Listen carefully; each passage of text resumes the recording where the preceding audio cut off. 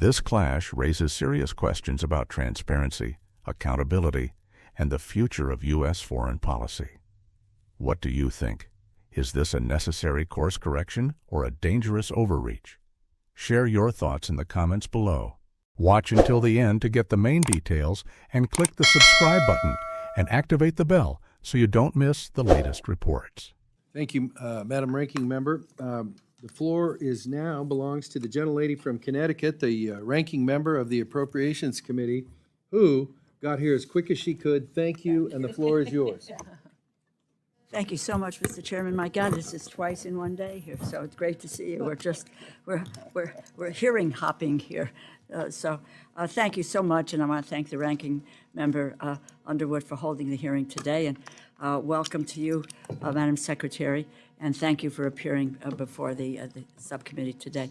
I just want to begin with a message to your workforce, if I might, and that's I'm grateful, very grateful for the work that they do, from search and rescue efforts of the Coast Guard to our first responders around the ground after natural disasters to those keeping us safe in the air and on the ground and at sea. I want to start with some big picture questions because I think we know very little of the details about where the $646 million cuts within FEMA's grant programs will come from. It is no secret that there are numerous reports of you, if we need to correct the record, stating that you want to, quote, eliminate FEMA within the Department of Homeland Security. I'm concerned about the direction that the administration is taking with regard to FEMA, canceling programs like BRIC, a program enacted into law by President Trump in his first term without any evidence of waste, fraud, and abuse, alongside the freezing of grants, and now 2026 budget requests targeting even more of FEMA's resources. And just right now, in terms of looking at the cancellations, the Science and Technology Directorates, Centers of Excellence, and Office of University Programs, as I mentioned, the FEMA-administered grant programs frozen virtually all grant obligations pending a review as it determines whether it will try to choke off funding for unacceptable political reasons. Resources for states and communities to respond to disasters, secure firefighting equipment, protect against terrorism, secure our ports, and much more is being held up. And as I mentioned, the cancellation of the BRIC program, funding to support hazard mitigation, reduce the toll of future disasters, save lives. That money's not going out. Research has shown mitigation efforts like BRIC save a minimum of $6 for every dollar invested and save more than double when including mitigation of economic impacts. So federal disaster relief should be readily available across the United States, regardless of where you live. Natural disasters happen everywhere. They should not be concerned about the federal government turning their back on them when they need the help the most. We need to give constituents what they need when they're facing tragedy, that they will not be stranded due to political discord. My ask of you is, what is your plan with regard to FEMA? Are you planning to eliminate FEMA? Your testimony references that you want to, quote, eliminate dysfunction of the current agency. I'm unclear. I don't know if my colleagues are clear on what you mean by dysfunction. And I'm concerned that you're causing more dysfunction within the workforce that should be preparing itself for the pending hurricane season. Well, thank you for your question and the discussion on this topic today. President Trump has been very clear since the beginning that he believes that FEMA and its response in many, many circumstances has failed the American people, and that FEMA as it exists today should be eliminated and empowering states to respond to disasters with federal government if you'll just, support. with all due respect, where is the evidence of the failure of FEMA?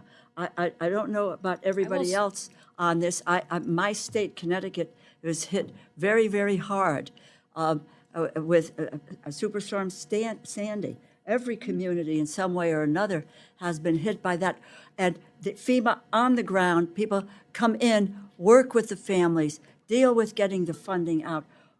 Where is the evidence of the failure of FEMA? Congresswoman, we still have claims open from Hurricane Katrina.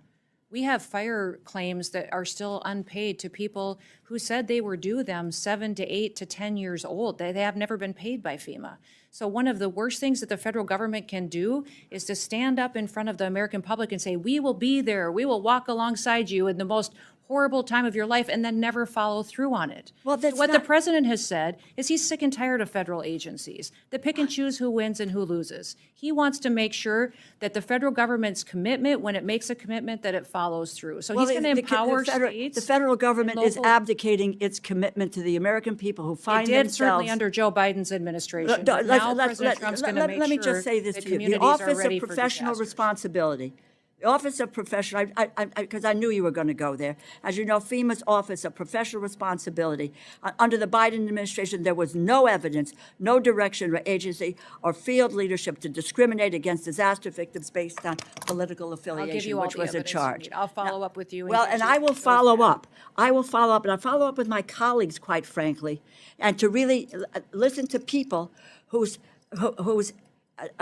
states, communities have been devastated, and what role FEMA has played. I don't know how many millions and millions of dollars went out in Louisiana. Actually, I've asked my staff to calculate that when Katrina hit, and the response was overwhelming. And the response has been overwhelming. If you want to make corrections, that's fine. We all agree with that. Yeah, we can point to thousands and thousands of Well, instances where if you wouldn't FEMA mind getting was this timely committee, and if you responsive wouldn't to mind people. getting this committee, Unfortunately. the information and the evidence where you talk about the dysfunction of the agency and where it has really failed, that would be important to those of us who are appropriating dollars.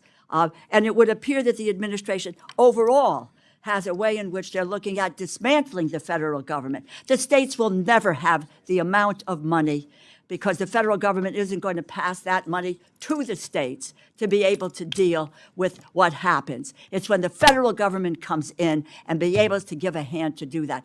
And I think it's very clear from what you said that both yourself and the president really want to dismantle the federal government and the agencies. What do you think? Are these funding cuts justified, or could they put lives at risk? Share your thoughts below.